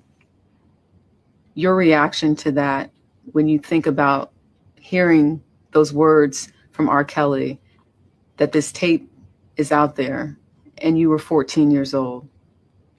I was empty. I was very hollow inside. I was very confused. Didn't know what to expect. And I was embarrassed. Why not tell the truth in 2002 or 2008 when there was finally a trial after 6 years? That's one of my biggest regrets, not telling the truth. But again, when I have been trained and groomed since I was age 13, I started believing the lies that I was telling. It was very foggy and unclear on what I really felt versus what was right or what was wrong. And even in moments where I despised Robert, I still lied for him. When I look back at that trial, this idea that people who were not part of the jury were able to see some of that video, and the jokes that came from the video, because we're talking about seeing a person at the time, not knowing who it is, for sure, being urinated on and talked about. And it's almost like, oh my gosh, do you look at even the justice system as not protecting you to some extent? I mean, thinking about that video being played before a gallery of everyday citizens. I definitely think things could have been handled differently. I'm happy I wasn't there to witness everyone watching that. To the world imagery, I was not made to be a victim. I was a mockery. And that was very difficult to digest. It was very disheartening to know that my body was just being displayed and tossed around. And, when I look back on it, I wish things could have been done differently, but those are all of the things that I had to internalize. Say it was a couple of weeks before your 17th birthday. You say, Robert told me the copies of one of the sex. So just to kind of talk about a little bit of what she touched on. So the fact that a lot of people are asking where her parents, and that's what I always ask. Let's be honest, around this time in the late 90s, early 2000s, a lot of children were raising themselves. A lot of parents were either working or on drugs, you know what I'm saying, or doing their own thing. So a lot of children had free time to do a lot of things. Now, I fortunately didn't grow up like that. My mama was home. You feel what I'm saying? But ultimately, a lot of kids were able. I remember the little girl who said she went to his trial for 2 whole weeks. I said, how did you skip school? This girl skipped school in the documentary. One girl said when she was 13, she skipped school for 2 weeks to go to R. Kelly trial. How, Sway? Even when I was in school, they would call your house when you don't go to school. Truancy was a thing now. It was a collective failing effort or failure on all parts, on the parents, on the teachers, and everybody that's adults around these people. These children, I don't know. A lot of these kids be raising themselves, even in 2026. But The fact that she was able to get over there through her Aunt Sparkle, I think that's the part that I have the most trouble with, because it's not like she ran across R. Kelly on her own. It's not like she found him and her aunt didn't know about it, and then her aunt, you know what I'm saying, was like, get from around here. Her aunt literally walked her in the doors. That is where I struggle with. I hate that she went through it. Now, as far as her coming out now, to be completely honest, if that girl never came out again, if that girl had never came out and told us who she was, we would die never knowing who that girl was. I don't know if I would have done it, but I ain't in her shoes. So bless her little heart. Because I ain't gonna lie, we would have never knew who she was. Here's another one. It says Rashonda Landfair speaks, the woman long identified as Jane Doe in court records related in court records related to one of R. Kelly's most notorious cases, is publicly telling her story the first time ahead of her memoir release. I don't know, is she saying the same thing? Let's see. Aunt told you the next time we're at the studio, you should. Oh, now she talking about Sparkle. But wait, before we get to this one, because let's get into Sparkle duck ass. Because I knew what I was looking at when I saw that hoe. I said, I don't trust her. Is that the one for Sparkle? Yeah, I think that's the one for Sparkle. Hold on, let me play this one first. Let me see if this one different. Tell the truth in 2002 or 2008 when there was the same one. Let's get into the one Sparkle, where she speaks about how her aunt Sparkle is the one who brought her around there. Ask Robert to be your godfather. Aunt Sparkle explained that I should sit on his lap and rub his head while I asked him to be my godfather. That is the start of him entering into my. Say your aunt told you the next. Pause. Let me let her go. Time we're at the studio, you should ask Robert to be your godfather. Aunt Sparkle explained that I should sit on his lap and rub his head while I asked him to be my godfather. That is the start of him entering into my. Say your aunt. She said her Aunt Sparkle told her, you should ask Kelly to be your godfather. But when you do it, go over there and sit on his lap and rub his head and ask him to be your godfather. Now, this is what I know. Even a pimp have a bottom bitch that go get his hoes and keep them in line. It was given to me even at the time. Sparkle specifically when got her niece for R. Kelly. Now hearing this, it's lining up. It's lining up. I keep telling y'all, security. R. Kelly couldn't even read. He had to have a team around him to make sure that he can do the things that he was doing. So that means he's not the only monster here. All them people with R. Kelly is guilty too, including Sparkle. Hold on. Let me go to the next slide. Because I called Sparkle. I called my life in a different way than just being an artist or hanging out at the studio. It became more personable at that moment. Kelly agreed to be her godfather, but soon after, when she was around 13, Landfair says he began grooming her and touched my life in a different way than just being an artist. Or for your 17th birthday, you say, Robert told me the copies of one of the sex tapes of 14-year-old me were beginning to be sold on the streets of Chicago and across the country. I was empty. I was very hollow inside. For your 17th birthday, you say, Robert told me the copies of one of the sex tapes of 14-year-old me were beginning to be sold on the streets of Pause. Let me tell y'all something. Y'all may not want to believe it because at the time, everybody was so F R. Kelly, and I'm here for it. I don't give a damn about R. Kelly. But what we have to do is talk about these systems. I told y'all this before. It's the only reason the men are as successful as they are with sexual assault in the Black community is because of the women who allow it. I'm going to say it again. The only reason the men are as successful as they are with sexual assault in the Black community, they're only as successful because of the women who allow it. Some women sounds like they even promote it. And let me tell you why I say that, because I don't want women to get upset. And if you do, I don't care, because a lot of y'all like to just be triggered anyway. Most children come to their mamas. They come to their grandma. They come to their female person in their life and say, Mama, this happened. And that's where most of them get they let down. Just because it didn't happen for you don't mean it ain't a thing.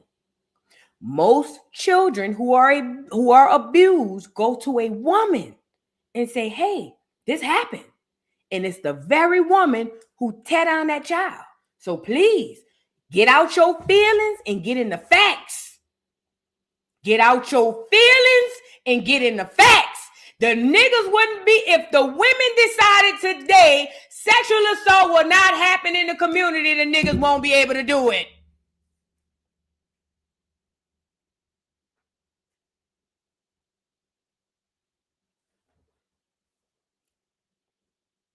Y'all don't want to talk about that because some black women don't like accountability. But it is what it is. Until we had a conversation, it's going to continue to happen.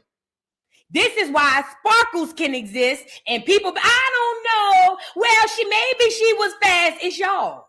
It's y'all. Again, Sparkle came in and I thought groomed her niece. You knew what he was doing with other girls.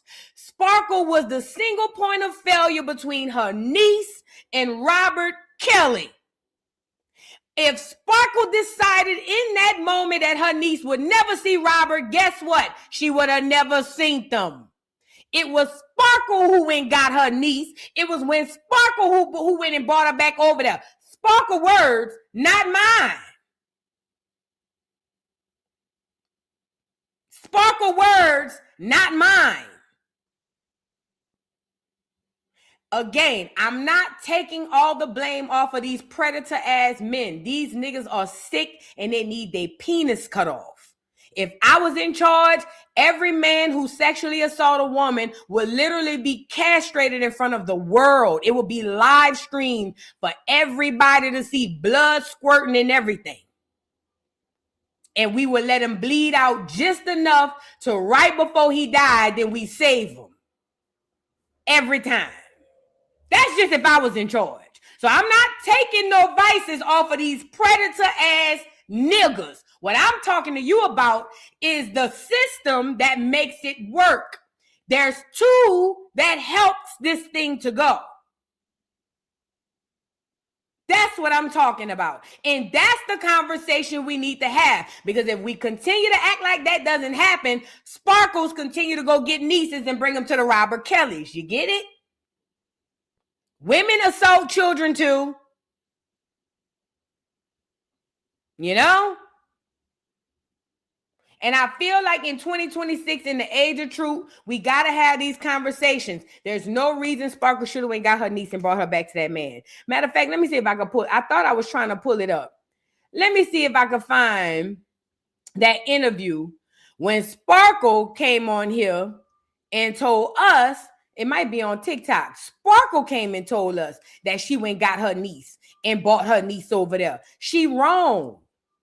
She is wrong. At the end of the day, you should have protected your niece. That's what most people would have done. Matter of fact, you shouldn't even been working with that nigga. But let's be honest. Most people gonna put their career and what they want over everything. Period, point blank. Most people are going to put whatever they want over everything. Let me see if I can find it on here. Let me go get this damn interview. I couldn't believe her on here with that. Let's go get Sparkle with her lying ass. What is she talking about here? And is right there. That's his Aaliyah's uncle, blood uncle. Her parents are there. Who's thinking to be looking for anything? Mm-hmm. You know what I mean? So I wasn't thinking about anything outside that's going on. You know what I mean? So no, I didn't see nothing at all. Watching the docuseries, you see that he really did keep people separated. Oh yeah, that's what he does. He doesn't like for you to fraternize with each other. Like he had other artists, you know, other than myself. Although I'm the only one that came out. He didn't want us talking to each other. Mm-hmm. You know what I'm saying? We couldn't fraternize. He didn't want me speaking. Let me say this too, moving on, because I saw somebody say blaming males' essay on women is dangerous. I never blamed male sexually assaulting women. I never said that. I never blamed that on women. What I said is there's a collaborative effort that makes that possible for children to be abused. If that upsets you, then please get off of my channel. I don't want you here. I don't want you here. If you so sensitive because the internet got you so stupid you can't use your brain, get off. It's a collective effort between the man and the woman. Because when a child comes to the woman and say this shit happened, it is right then and there she's supposed to take action. A lot of times she don't. If that is a problem for you to say and you want to play victim, get off of here. I don't want you here. Get that sensitive ass shit over there. Because Sparkle just sit up here and told you, oh, I didn't see nothing. I didn't see nothing, but oh yeah, he keep us all separated. She got all of the information, but she ain't seen nothing. The Sparkles of the world is the problem too. I'm not going to put it all on everybody else and leave out the Sparkles of the world. I would have never took my niece round that nigga. You couldn't have paid me to bring my little niece round that nigga. Y'all crazy. So we supposed to act like, so are we supposed to act as if Sparkle played no part in this? As Sparkle is just an unforeseen idiot who brought her niece over to this nigga knowing what he doing. Sparkle don't get no blame in this. Come on, man. Come on, man. And that's the problem. All these pedophiles and all these predators have a group around them helping them. What I'm telling y'all is shine light on the whole group, not just the predator. Let's look at everybody in the group so we can kill the whole group and we can stop this thing. I don't understand how we not getting that. Y'all let the internet tear y'all brains up, bro. Not everybody. I'm talking about the people who feel some type of way. To anybody, because he was like, you're here. You have to act like you're here. You know what I mean? And you said you would try to speak to people and they wouldn't even respond. I was like, what's going on? I was like, that ain't me. I'm not that chick. I'm going to speak to you. I won't if I don't want to, but I'm going to speak to you. You know, and I tried to stick it to him a few times because I'm like, dude, whatever. I'm going to speak to these people. Have these people around me and I can't say, hey, like, come on, y'all. We've seen Aaliyah's mother make a statement and say that what people are saying happened, didn't happen. And that it's a lot of lies in the docuseries. How do you respond to something like that? Well, I mean, I don't know her story. You know what I mean? Barry Hankern is... Aaliyah's mom is another one, too. Aaliyah's mother is another one, too. Hey, y'all, it's Sparkle. Have my phone here because I have notes that I want to make sure that I say everything that I want to say today. And forgive the bolting of... Now, this video, I remember this. This happened a couple of years ago. This was what, 2022? This is her speaking out about the situation with R. Kelly and the niece show. I want to put a few things in context. I'm letting those who really know, support, and love me know that this is a family feud. Yesterday was a day I didn't think I'd ever see.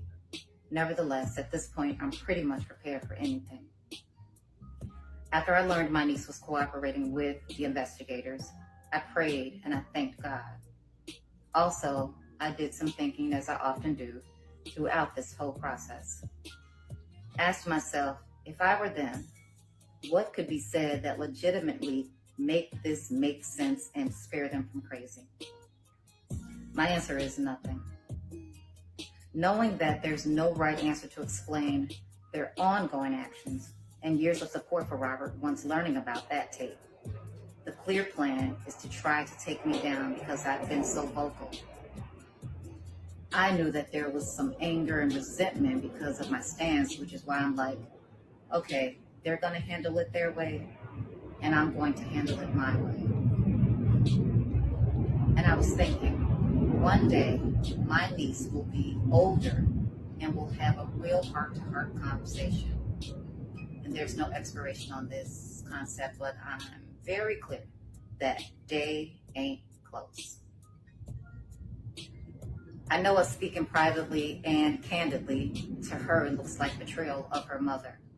But now being an adult, I was hoping she was closer to being more independent thinking at this point. Yesterday, my niece absolutely doing the will of her mom. This is another form of the terrible decision-making of her mom. And in my opinion, the unfortunate continuing allegiance to Robert. As the youngest of the group, and all I've ever known was family and community.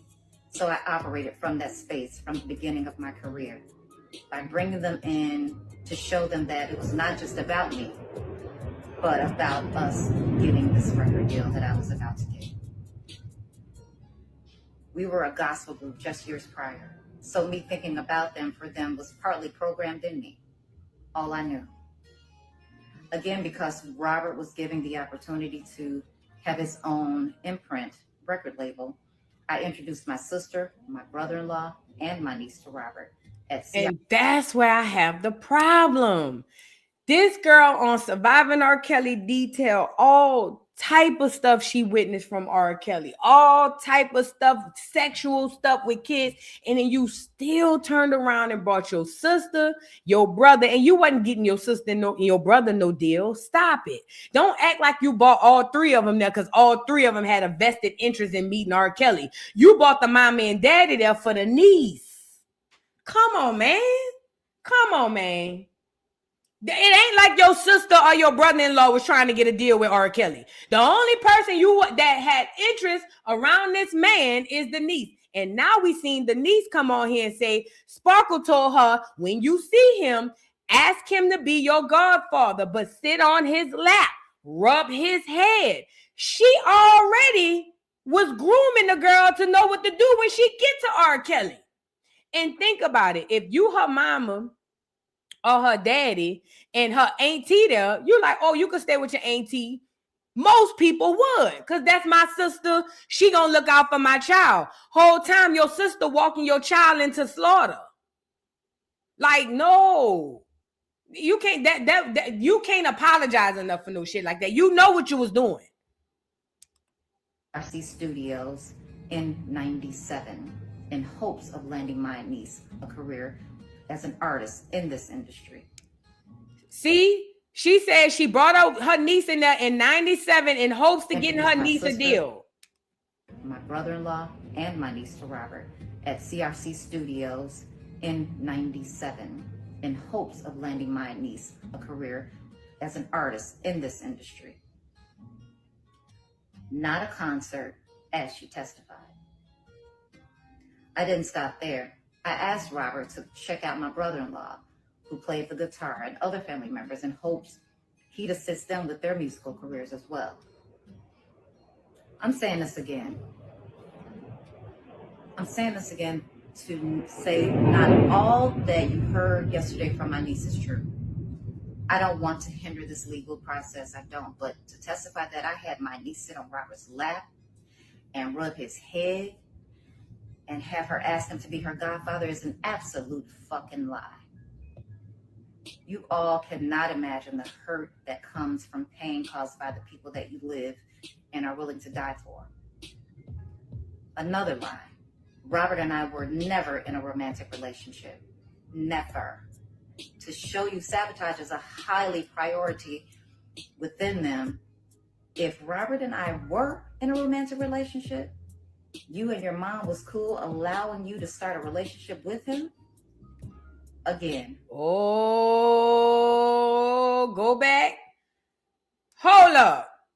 Now, I remember them saying that Sparkle slept with Robert, but I never put the two and two together. So it's given, and hey, we've seen this, or maybe some of us have. A lot of times, them women do be sleeping with them men and going to recruit other women for them. So according to this, the niece had said that Sparkle was sleeping with R. Kelly first. And Sparkle's response is that can't be true because if I was sleeping with him, why would your mama let you sleep with him? Girl, what? Let me rewind her. That's basically what she said. How is it true that I was sleeping with him when that can't be true because if I was sleeping with him, you wouldn't have been sleeping with him? What? That can't be your response. By that, I had my niece sit on Robert's lap and rub his head and have her ask him to be her godfather is an absolute fucking lie. You all cannot imagine the hurt that comes from pain caused by the people that you live and are willing to die for. Another lie. Robert and I were never in a romantic relationship. Never. To show you sabotage is a highly priority within them. If Robert and I were in a romantic relationship, You and your mom was cool allowing you to start a relationship with him? So it sounded like the mama with the shits too. Because she said you and your mama was cool with starting a relationship with him. So it looked like the apple don't fall too far from the tree. It looked like the sister with the shits too. No wonder the sister was trying to get down there to see R. Kelly. She probably was over there to leave her daughter there too. From the sounds of it. So you and your mama decided you could be with R. Kelly. Again, I told y'all during this time that was a norm. Not everybody's norm, but that was a norm. Let's be real. And put yourself in the mind of a mother who wants to get out the hood or want to see her daughter make it. Girl, he a singer too. I don't give a damn if he was with your Auntie Sparkle, girl. To hell with her. Go get him. It was a thing back then. It was real. We not gonna act like that time didn't exist. But it sounded like the mama was with the shits too, girl. That's a shame. That girl was failed by everybody. Again, no right answers for their actions. This journey of mine, I started with the greatest of intentions. And all I've gotten from it is hell. No, you didn't. This is not how we were raised. And it has fucked up family names, relationships, and death. Allegedly. Enough is enough. I've endured being not believed before, so my niece's false statements don't bother me as much as her mindset and willingness to tell the lies. I'm certain it's from her mom. Certain. But she's now old enough to start bearing some level of responsibility of her actions. Yeah. I love her more than life itself. Now, y'all want to talk about victim blame. Did y'all hear what she just said?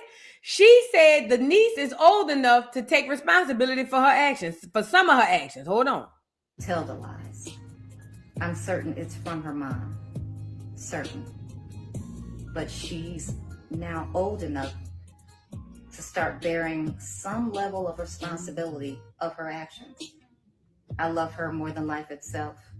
So this is all I'm going to say regarding her and her mother.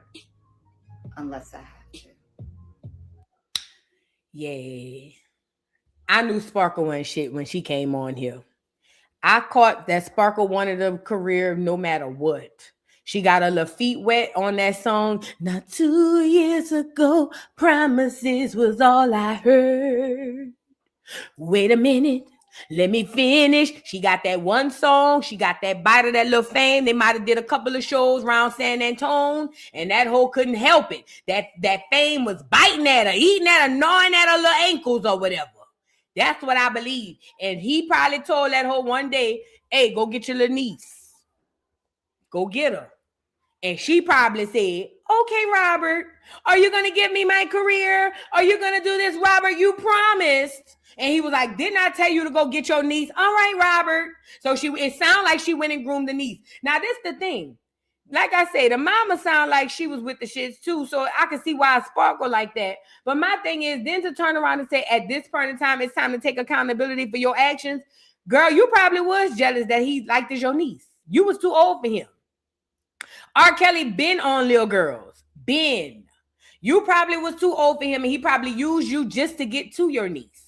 And you probably didn't even see it till it was too late. But the niece years ago went and testified that all of this happened. And this is what Sparkle came back out and said. Just because that is her aunt, her mama, her cousin, her sister, her brother, or even her child, that does not mean that these people wouldn't sell that little girl up the road. I told y'all, some people don't mind selling their children, even Black people. Some people do not mind selling their children. They do it all the time. Y'all got to get out of that facade that doesn't exist. But I'm rocking with the niece at this point. Sparkle ain't shit, but I called it. I said it. I said that Sparkle, not just her. It wasn't just Sparkle. It was all of them people on there. The security guard, all of them people who had all of this to say. Even some of them victims. I'm going to be honest. Oh, yay. Especially that one that was from New Orleans. Get me up here. Y'all remember the girl from New Orleans who got on there? Oh, she made the city look so bad. Girl, they had a girl from New Orleans got on there. That was about 35. Bitch, She went by R. Kelly, girl. R. Kelly, she told R. Kelly, you know what? I'm about to leave. And he said, bye. Then say, you know what? I just thought about it. Let me help you out. Pack that hoe up, put her on the Uber into the doggone, at the doggone airport. She said she got out the Uber hoping that he would call her and say, come on back. She said she never got the call. Girl, that girl gave the whole city a L. I'll never forget it. I said, damn, that's cold-blooded. You the first, y'all, they on here making them seem like he locking bitches up and he was letting her go. He was helping her leave. I was like, damn, what that girl name was on that documentary. She was leaving her churn at home in Texas so she can go play with R. Kelly to get shoes in the bag. Yeah, that whole gave the whole city a L. I couldn't believe it. Girl, I was so mad seeing that girl on there. What her name was? Kitty Jones? Girl, I was so mad. Even her daughter came on. Even her daughter had came on after that and was like, yeah, my mama kept leaving me here in the house to raise these other kids. I don't have no kids. And I keep telling her, every time she go over there by R. Kelly, all she come back with is shoes in a bag. I was like, this is not helping the case that he was locking bitches up. Because if he was locking them up, why was he helping this one escape? Oh, Kitty gave the whole city an L. Oh, Kitty girl, you gave the whole city a L. I couldn't believe it. And I'm not saying that she should have been successfully kidnapped, because that's not the alternative. But I'll be damn, girl. Of all the people to let go, you, girl. Girl, but again, I was even looking at that saying something in the milk ain't clean. Again, I'm not taking away from R. Kelly being a monster. That nigga is a predator. They say he was over there kissing his mommy and whatnot. What I'm telling y'all is he has a supporting cast that we need to make sure we look at. We cannot forget that these people have a group of people around them to ensure that they are successful. Security, friends, managers, even with Diddy. Think about the Diddy case. His next person, KK, that was the one who was getting him a lot of things. He had a whole group of people around him to make sure the party goes off without a hitch. Even if it's a woman, do not sit up here and act like women aren't abusers as well, because they are. And if they aren't actual abusers, a lot of times they actual players of the game. Women abuse young children as well. Women abuse other people too. Gone are the days where we act like it's a one-sided thing, because it happens on both sides. What I'm telling y'all, if we want to stop it, we got to cut it off at the head.